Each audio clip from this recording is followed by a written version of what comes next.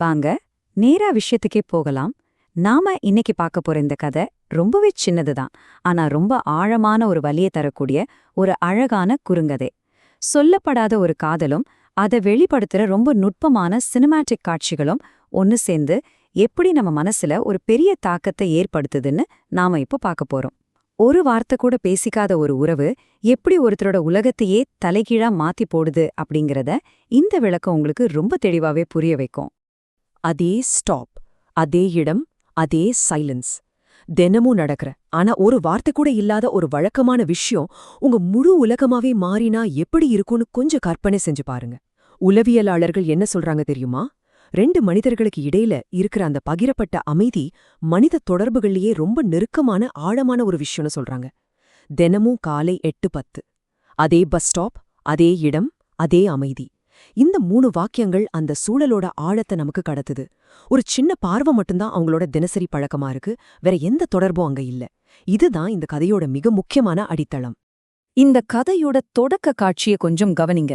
காலை 8:10 பொதுவா ரொம்ப பரபரப்பான ஒரு சூழ்நிலை தானே இருக்கும். ஆனா அந்த மென்மையான பொன்னிற சூரிய ஒளியும் சுத்தி மெதுவா நகர்ற மக்கள் கூட்டமும் அமைதியா பஸ்ஸுக்காக காத்திருக்கிற அந்த பையனை ரொம்பவே தனித்துவமாக காட்டுது. இவ்ளோ பரபரப்புக்கு மத்தியிலையும் அவ மட்டுமே ஒரு தனி உலகத்துல ஆழமான ஒரு அமைதியோட காத்துட்டு இருக்கான் அப்படிங்கிற அந்த முரண்பாடு நமக்கு ரொம்ப அழகா இங்க உணர்த்தப்படுது. இப்போ இதுல ரொம்பவே சுவாரஸ்யமான விஷயம் என்னன்னா, ஷாலோ டெப்த் ஆஃப் ஃபீல்ட் அப்படின்னு சொல்லப்படுற அந்த ஒளிப்பதிவு ஊத்தி தான். தினமும் அதே பொண்ணு பஸ்ல ஏறுறா, 2 பேருக்கு நடுவுல ஒரு சின்ன கண் தொடர்பு மட்டும் நடக்குது, ஆனா பேச்சே இல்ல. பின்னடிய மங்கலாக்குற இந்த காட்சி அமைப்பு மூலமா அந்த 2 கதாபாத்திரங்களை சுத்தி நடக்கிற எல்லாத்தையும் மறைச்சு அவங்கள மட்டுமே தனிமைப்படுத்தி காட்டுறாங்க. அவங்க 2 பேரும் சாரீரிகமா பக்கத்துல பக்கத்துல இருந்தாலும் உணர்வுபூர்வமா அவங்களுக்கு இடையில எவ்ளோ பெரிய தூரம் இருக்கு அப்படிங்கறதே இது ரொம்ப தெளிவா நமக்கு காட்டுது. அந்த உணர்ச்சிகரமான மாற்றத்தை இது எவ்ளோ சிறப்பா விளக்குதுன்னு பாருங்க.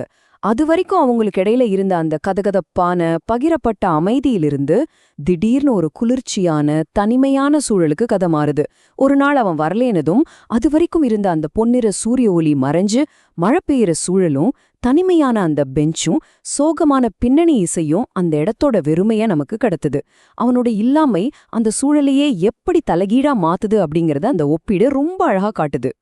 காலப்போக்குல அந்த பெண்ணோட மனநிலை எப்படி மாறுதுன்னு நம்ம பார்க்கலாம்.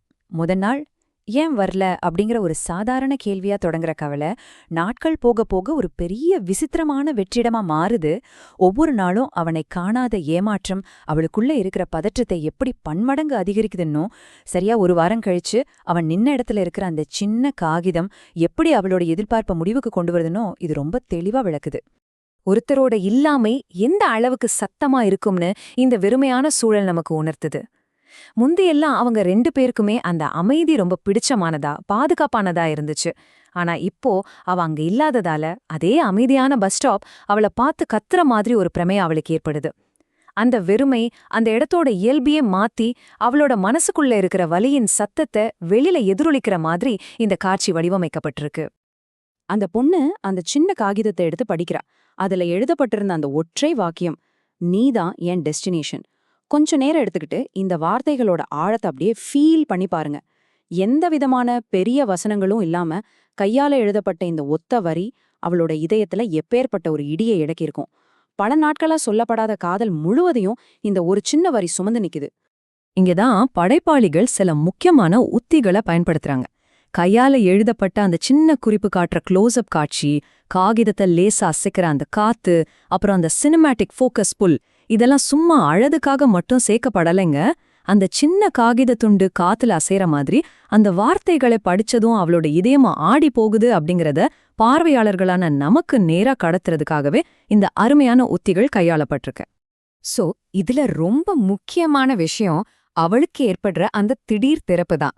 தினமும் அந்த பஸ் ஸ்டாப்புக்கு அவ வந்தது பஸ் ஏறி பயணம் செய்யறதுக்காக இல்ல, அவளை பாக்குறதுக்காக மட்டும்தான் அப்படிங்கிற உண்மை அவளை தாக்குது. அவனோட பயணத்தின் இலக்கே அவள்தான். ஆனா 2 பேருமே அந்த அமைதியா உடைக்க தவறுனதால இப்போ எல்லாமே முடிஞ்சிடுச்சுங்கிற சோகமான உண்மை அவளுக்கு புரியுது.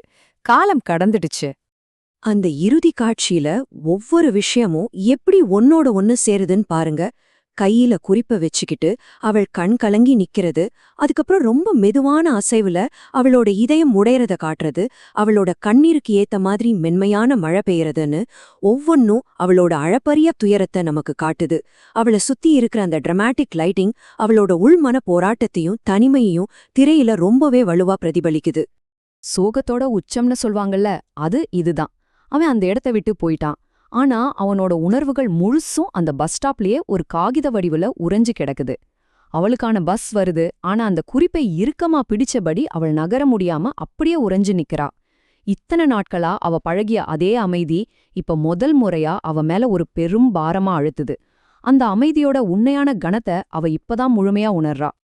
இந்த விளக்கத்தோட முடிவுக்கு நாம வந்துட்டோம். இது வெறுமனே ஒரு பஸ் ஸ்டாப் கதை மட்டும் இல்லங்க. நமக்குள்ளே நம்ம அடக்கி வைக்கிற வார்த்தைகள் பிற்காலத்துல எவ்ளோ பெரிய இழப்பை ஏற்படுத்தும் அப்படிங்கறதுக்கான ஒரு பாடமும் கூட. அமைதி பல நேரங்கள்ல அழகானதுதான். ஆனா உங்க உணர்வுகளை சொல்லாம அந்த அமைதியே தேர்ந்தெடுக்கிறதோட உண்மையான விலை என்ன? காலம் கடந்து போறதுக்கு முன்னாடி வாய்ப்புகளை பயன்படுத்திக்கிறது எவ்ளோ முக்கியம்னு இதை ஆழமா சிந்திக்க வைக்குது இல்லையா?